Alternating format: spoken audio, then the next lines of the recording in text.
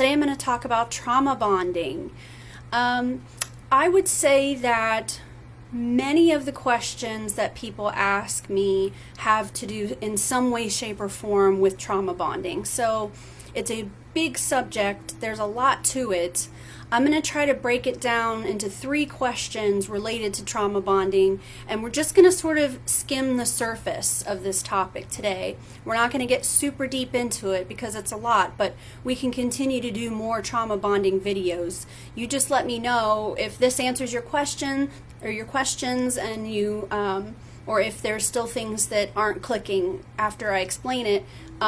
Reach out to me and we'll do additional trauma bond videos for sure. It's a big subject, like I said, and I would say it's probably the most difficult part of recovery from abuse. It's the part that lingers for a long time. It's the part that is so baffling to everyone. It's baffling to the survivor, and it's especially baffling to their loved ones and concerned family members or friends. You know, it's just... All right, well, let's get started with it. Like I said, it's the most baffling thing, and it's the most difficult thing about recovering from abuse. So what is trauma bonding? There are 2 other terms that I'm sure that you've heard. One is Stockholm Syndrome, and the other is brainwashing. I mean, everybody's heard of that, right? So trauma bonds form as the result of repeating and cumulative, ongoing, intermittent cycles of abuse, okay? And you have pain and pleasure centers of the brain. Think of this, as I'm describing it, as more of from a neurobiological view. I think that's important to remember, that our brains are affected by abuse and trauma, and it can change our brain chemistry entirely. And when we do that, it sort of locks in, and then you wind up left with this brain. So let's say the abuse is over and the trauma is over, and now we're healing and we're in recovery. The trauma bond is still there because the chemical components that have formed are still there, right? We're starting to develop more of the logical parts of our brain in recovery. We're using a lot more of our prefrontal cortex. We're trying to rewire the brain, especially the amygdala. Maybe I'll do a video on the amygdala at some point. The amygdala is like a sensor, and it pairs with danger, it pairs with fear and trauma. And so you have the amygdala that really winds up having a strong response to this person's presence, even just hearing your phone ding, or even just hearing the keys jingle, and your skin starts to crawl. You start to sweat a little bit, perhaps, you know, or you see that person and maybe you're still attracted to them, you know, or maybe you see them and you miss them. Okay, so what is trauma bonding? Trauma bonding is what goes on between a perpetrator of abuse, someone who's abusing someone else, and then the target of abuse. Those cycles that go on, and I'm going to describe it a little bit further here in a second, creates a bond between the survivor, the target, and the abuser, and that is a neurobiological bond. It's sort of like addiction. It's not just sort of like addiction, it is addiction. And it's probably one of the most strongest addictions, is when someone is addicted to a person. It is very, very, very hard. And I've heard many people say that it's harder than recovering from, substance addiction. There are people that have, recovered from their substance issue, but they just can't get this part of it in line. It's a really, really powerful thing. And for friends and family, if you're watching, this is where you're just shaking your head like, Seriously? Wait, hold on, what? You did what? You know, like, we just got away from this person, did we not? We all just piled in to help you get away from this person, didn't we? And now you're talking to them again? This is when people really start to get upset, because they don't understand how you could still be wanting to contact this person or missing them or still in love with them. And don't forget, this doesn't have to be a love interest or intimate partner. It can be anyone, including parents. It can be coaches or teachers. It can be bosses. There are so many settings that can become cult-like, that can start to break you down and then build you back up, types of systems that different organizations have in place. And in different parts of the world, you'll see that that's how a government even, runs their media coverage, So you have cult leaders, you have governments, you have systems and institutions that can inflict the same sort of abuse. But mostly what we're talking about right now isn't, survivors of cults, although even though it's the same mechanisms, we're talking about intimate partners or familial relationships that were abusive, whether it be physical, emotional, or psychological. Remember, all abuse, all kinds of abuse is physical abuse. That's a video I've already done, so go look for that. All abuse is physical. But just say that maybe someone never hit someone else. Maybe someone never laid a hand on someone else. The trauma bond can still be there. It does not have to be violence, physical violence. This could be just purely psychological. And, how does someone become trauma bonded? Okay, this is our second question. So,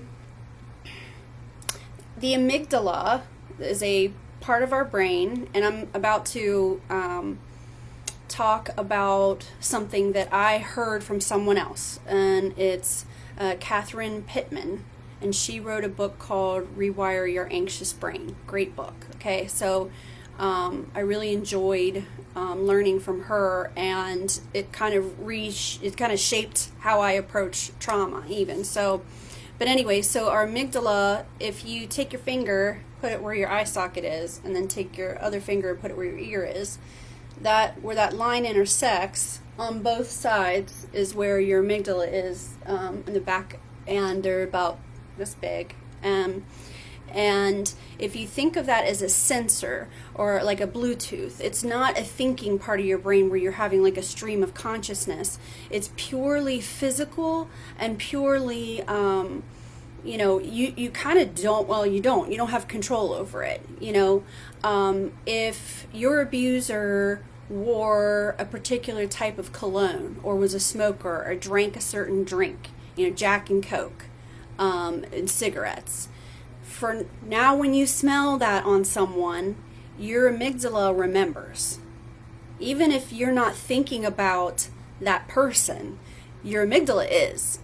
And so the cycle of abuse works in an intermittent way to access the pleasure and pain centers of the brain. And we get deprived and rewarded, and deprived and rewarded, and deprived and rewarded over and over and over again over a long period of time. The person who is rewarding us and the person who's causing us pain pairs with our amygdala. The amygdala remembers that person, and it remembers the part of the cycle where we get rewarded. Okay? So this is really hard, but I always want to be honest and realistic. If you think about Pavlov, let's go back to Psychology 101, and that classical conditioning of reward and deprivation, reward and deprivation.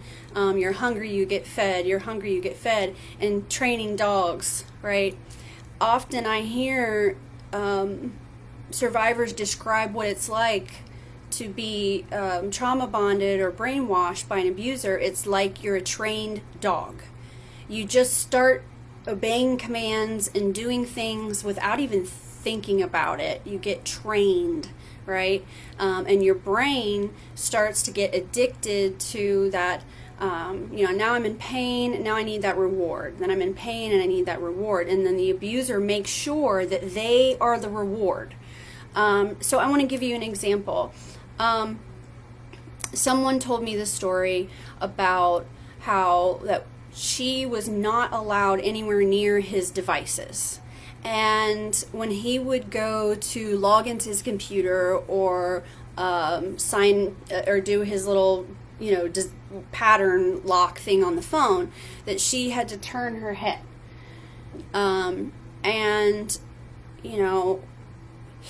If she didn't turn her head, then he would, just get angry, or just wait. He won't log on until she turns her head.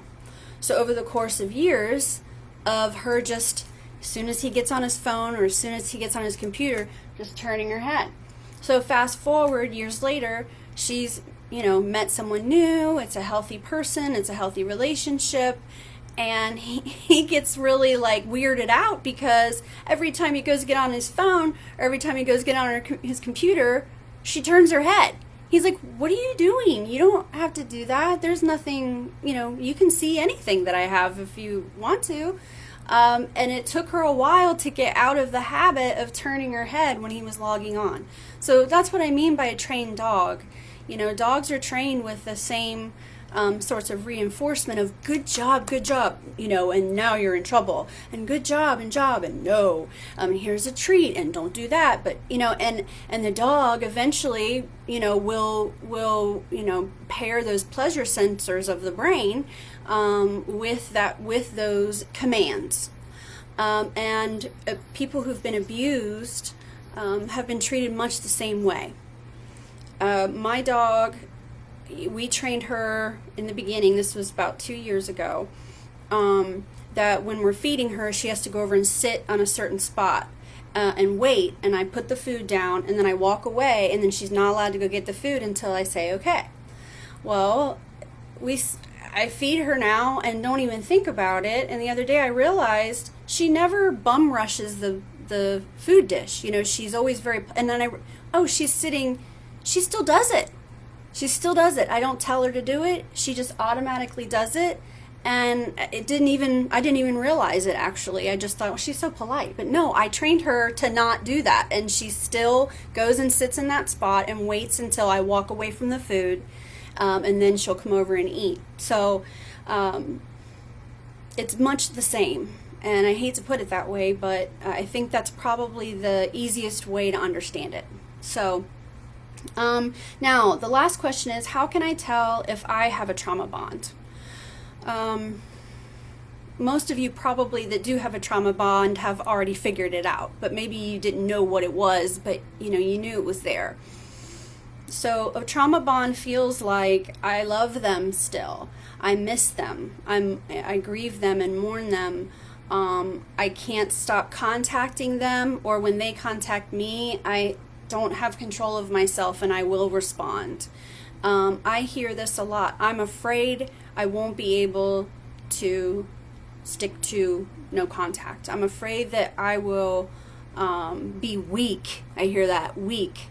And I won't be able to resist because that's a trauma bond. So someone's saying that to me, I'm afraid I won't be able to resist. If he comes around, I don't know, I might go back with him. That's a trauma bond. So even though he raped me, even though he stole money from me, even though he inflicted psychological violence on me and tortured me, and after all of that, I still love him. But, another way to look at it is that, there are fight, flight, freeze, and fawn. And that comes from the amygdala. You've heard fight or flight, right? So now let's add freeze and let's add fawn. I'm a fawner and a freezer.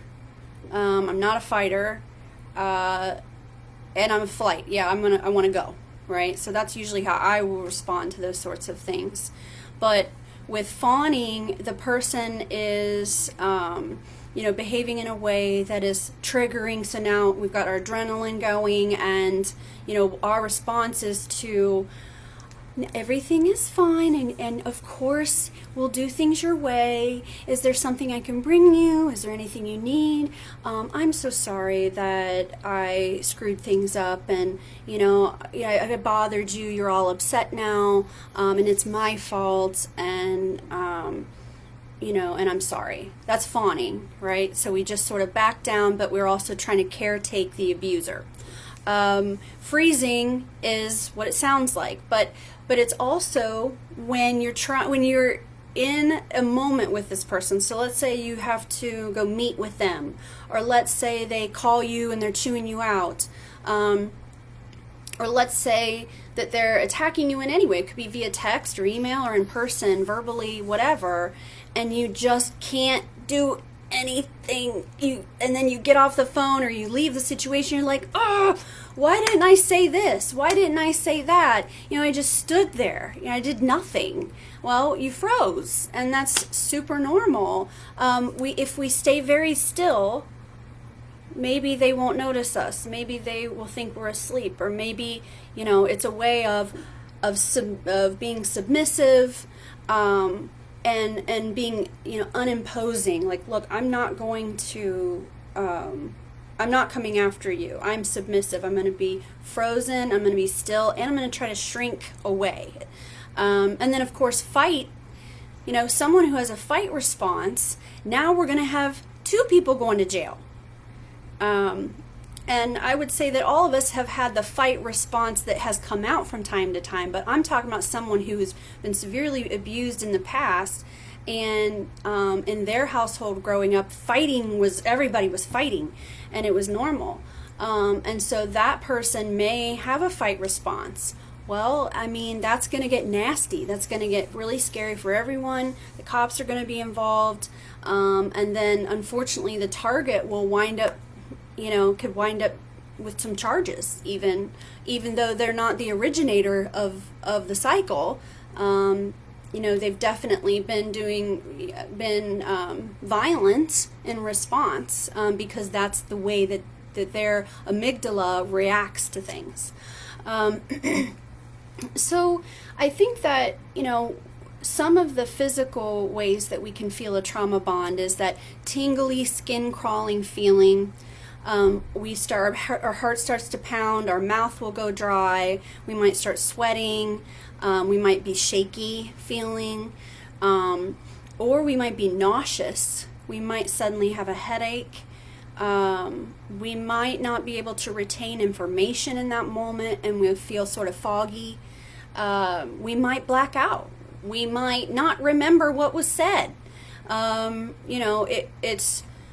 It's sort of like if you have a device that has paired with a bunch of different devices. So my phone is paired with like 3 devices here at the office, and probably 4 devices at my house, and it's paired with my car. And so I have it set that all those things are on, and then as I'm going through my day, the phone just automatically pairs with the different devices. Your amygdala is like a Bluetooth.